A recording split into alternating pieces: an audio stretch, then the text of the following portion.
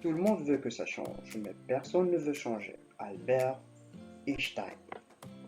Salut les champions, j'espère que vous allez bien. Aujourd'hui, on va faire un nouveau cours qui s'intitule Comment mettre en évidence l'eau dans une substance. Et bien sûr, vers la fin, vous allez connaître comment on peut révéler la présence de l'eau dans les substances. Donc révéler, c'est-à-dire mettre en évidence.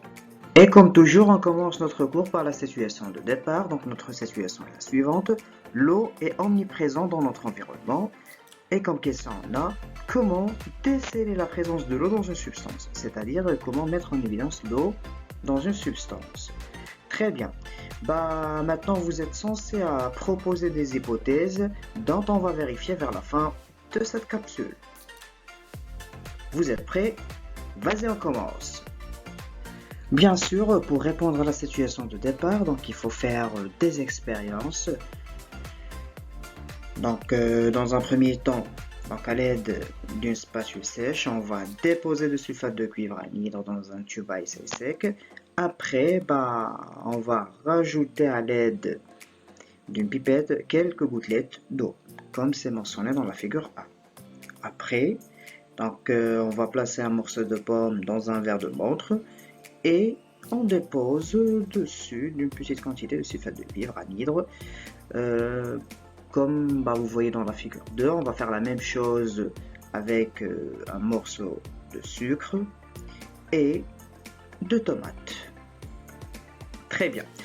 Après, après le test des aliments solides, on va passer aux aliments liquides. Et comme aliments, donc on a l'huile, bien sûr vinaigre et le lait. C'est bon? Donc fais attention. Lors de l'utilisation du sulfate de cuivre anhydre, il faut porter des lunettes de protection, des gants et ne rien porter à la bouche. Très bien, parce que le sulfate de cuivre anhydre est une poudre qui est toxique, bien sûr. Donc, je vous laisse voir cette vidéo. Bonjour à tous, bienvenue dans cette vidéo. Nous allons essayer de démontrer la présence ou non d'eau dans divers aliments, diverses substances, liquides ou solides. Et comment on va faire ça? On va utiliser un test de reconnaissance. Alors un test de reconnaissance, ça permet de confirmer ou d'infirmer la présence d'une espèce chimique par réaction. On va mettre une espèce chimique qui réagit avec celle dont on veut prouver la présence. Si jamais on observe que ça réagit, c'est bien qu'il y a l'espèce présente. Si ça ne réagit pas, il n'y a pas l'espèce. Ici, on va utiliser du sulfate de cuivre anhydre. C'est une poudre blanche qui est, attention, on va lire la fiche toxicologique, qui est nocif en cas d'ingestion, provoque de sévères irritations des yeux, provoque une irritation cutanée, donc de la peau, est aquatique et néfaste à long terme. Donc pour me protéger, j'ai mes lunettes, j'ai ma blouse, il me manque les gants. Voilà, c'est chose faite. Donc maintenant, on va voir un peu ce sulfate de cuivre. Voici notre sulfate de cuivre anhydre qui est sous forme d'une poudre blanche. Nous allons en mettre un peu dans ce verre de montre à l'aide d'une spatule. Voilà, quelques grains. Et sur ces grains, nous allons ajouter de l'eau. Quelques gouttes. Et vous voyez, ça devient bleu. Donc, il y a une réaction chimique qui a lieu, l'apparition d'une couleur bleue, donc le sulfate de cuivre est bien un test de reconnaissance de l'eau. Donc, vous pouvez bien voir la différence de la partie mouillée et de la partie sèche. Ça devient bleu lorsque l'eau est présente. Donc, je vais faire maintenant le même test avec les différents ingrédients. Donc, je vais tester mon huile. Je prends mon verre de montre. Je vais mettre, comme avant, quelques petits grains de sulfate de cuivre. Et je vais donc prendre quelques gouttes d'huile.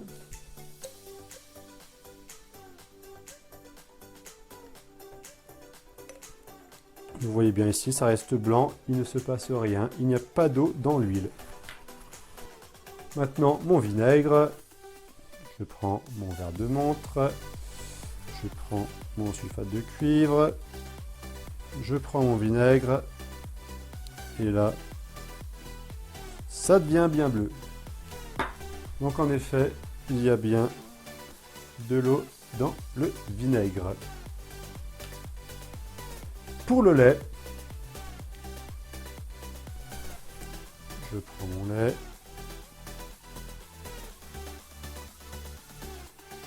Alors celui-là est bien opaque, mais vous voyez que ça devient bleu quand même. Donc il y a bien de l'eau dans le lait.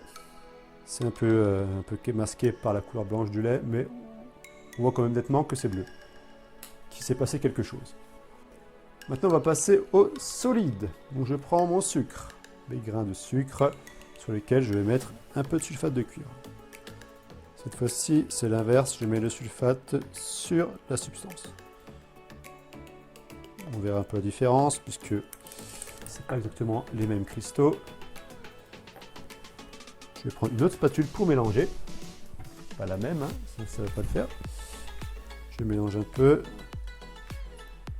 Vous voyez ici, c'est un peu grisâtre, c'est sulfate de cuivre. Et quoi que je fasse, s'il ne se passe rien, ça reste bien blanc. Il n'y a pas d'eau dans le sucre. Maintenant, la tomate. La tomate, je prends quelques grains et je mets immédiatement, ça vire au bleu. La tomate contient de l'eau. La pomme maintenant. Pour la pomme, nous allons rajouter 2-3 grains. Je vais un peu étaler, mais on voit déjà que ça devient un peu bleu. J'étale un peu. Et en effet, en dessous, là, maintenant que tout est en contact avec l'eau de la pomme, on voit bien que ça devient bleu. Donc la pomme contient de l'eau également. Donc voilà pour l'expérience, nous avons pu mettre en évidence la présence d'eau grâce au sulfate de cuivre anhydre. Donc ceci s'appelle un test de reconnaissance. On va en voir un autre très bientôt pour un gaz cette fois-ci. Et donc, si cette poudre est blanche, c'est parce qu'il est justement anhydre. Anhydre, ça veut dire sans eau. Si on lui met de l'eau dessus, il va s'hydrater. Il y a 5 molécules d'eau qui vont venir autour du cuivre et ça va donner cette couleur bleue.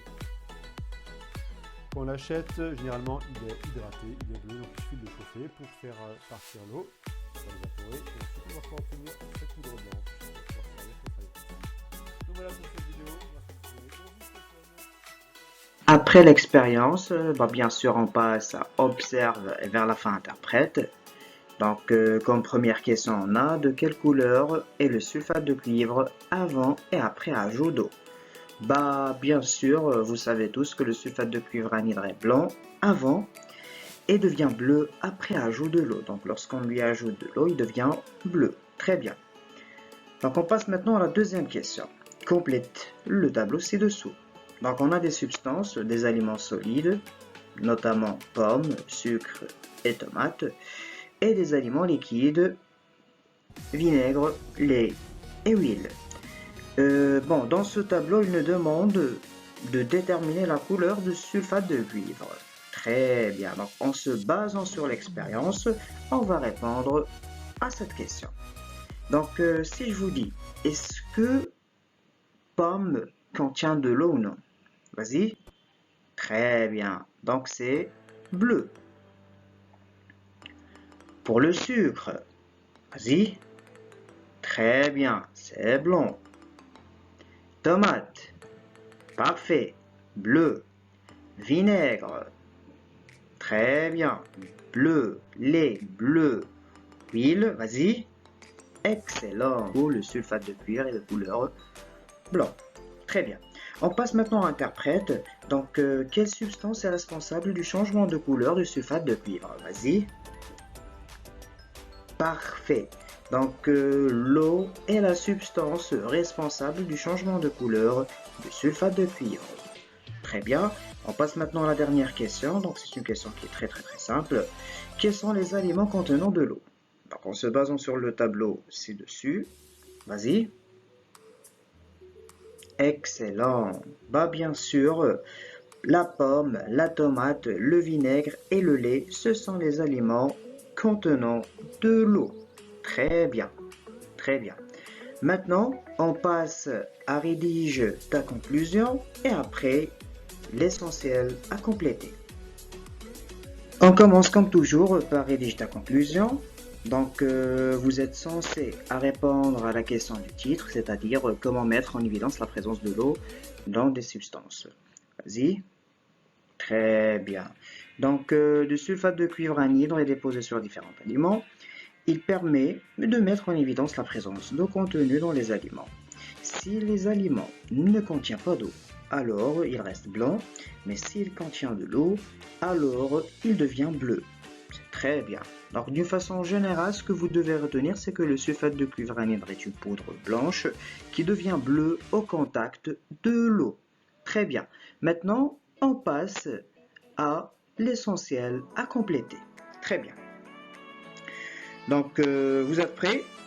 Vas-y, on commence. Donc, le sulfate de cuivre est une poudre de couleur blanche. Vas-y. Très bien. Donc, le sulfate de cuivre anhydre est une poudre de couleur blanche. En présence d'eau, il devient, vas-y, très bien, bleu. Le sulfate de cuivre est alors parfait, hydraté. Le 2 anhydre permet, vas-y, très bien, le sulfate de cuivre anhydre permet de mettre en évidence la présence d'eau. Très bien, dans une substance. Revenons maintenant à la situation de départ. Donc, dans cette situation, ils nous ont demandé comment déceler la présence de l'eau dans une substance. Bien sûr, vous savez tous que pour mettre en évidence la présence de l'eau, on utilise, vas-y, très bien, le sulfate de cuivre anhydre. Et bien sûr, cette poudre devient bleue au contact de l'eau. Très bien. Passons maintenant aux exercices. As-tu compris l'essentiel? Donc, comme premier exercice, il nous demande de compléter les phrases suivantes à l'aide des mots hydraté, anhydre, blanc, bleu. Je vous lis, bien sûr, donc la première phrase. Le sulfate de cuivre contient de l'eau, il est. Vas-y. Très bien. Donc, le sulfate de cuivre hydraté contient de l'eau, il est bleu. Parfait. Passons maintenant à la deuxième phrase. Le sulfate de cuivre ne contient pas d'eau, il est, vas-y, excellent. Le sulfate de cuivre anhydre ne contient pas d'eau, il est blanc. Parfait. On passe maintenant à l'exercice 2. Donc je vous lis l'énoncé de cet exercice. Une goutte d'eau est versée sur du sulfate de cuivre anhydre. Colorie correctement le sulfate de cuivre dans les deux tubes à essai. Vas-y. Donc je vous aide un petit peu. Dans le premier tube à essai, on a le sulfate de cuivre anhydre et dans le deuxième, on a le sulfate de cuivre hydraté. C'est trop simple, vous savez tous que le sulfate de cuivre hydraté est bleu, donc on doit bien sûr le colorer avec du bleu. Par contre, le sulfate de cuivre anhydre, donc c'est une poudre blanchâtre. Donc on ne va pas la colorer. Très bien. Passons maintenant à l'exercice 3. Donc, dans cet exercice, on doit relier chaque résultat du test à l'aliment de la colonne de gauche, puis à la conclusion de la colonne de droite. On commence et en vitesse. Huile.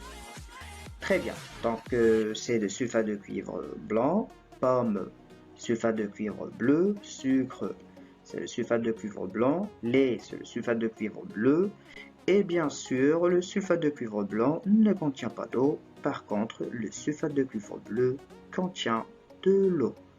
Parfait. Très bien. Donc, on passe au quatrième exercice. Donc, dans cet exercice, il nous demande de remettre dans l'ordre. C'est-à-dire, on va construire une phrase en utilisant les mots écrits en désordre sur les étiquettes. Donc, comment on a les aliments, les boissons contiennent de l'eau comme la plupart. Vas-y, essaye. Donc, je vous aide un petit peu. Vous savez tous qu'en français, on commence toujours par une majuscule. Donc, on doit commencer par les boissons. Et on doit finir par donc de l'eau. Parce qu'il y a un point. Vas-y. Excellent. Donc, les boissons, comme la plupart des aliments, contiennent de l'eau. Parfait. On est arrivé maintenant au dernier exercice. Donc, dans cet exercice, il nous demande de cocher l'expérience correcte à réaliser pour obtenir le sulfate de cuivre anhydre. Donc là, on a le sulfate de cuivre hydraté, on veut le rendre anhydre. Donc, dans la première, donc on rajoute de l'eau. Est-ce qu'en rajoutant de l'eau, on va le rendre anhydre? Vas-y. Très bien, bien sûr que non. Pour la deuxième, donc, on le chauffe. Est-ce que c'est vrai? Donc, pour rendre le sulfate de cuivre anhydre, plutôt pour rendre le sulfate de cuivre hydraté anhydre, on doit le chauffer. Vas-y. Très bien, donc c'est juste. Et pour la dernière, on doit le mettre par exemple dans le congélateur. Vas-y. Bah bien sûr que c'est non. Très bien. Donc maintenant on est arrivé à la fin de cette capsule. Je vous en remercie. Merci et à la prochaine, Inch'Allah.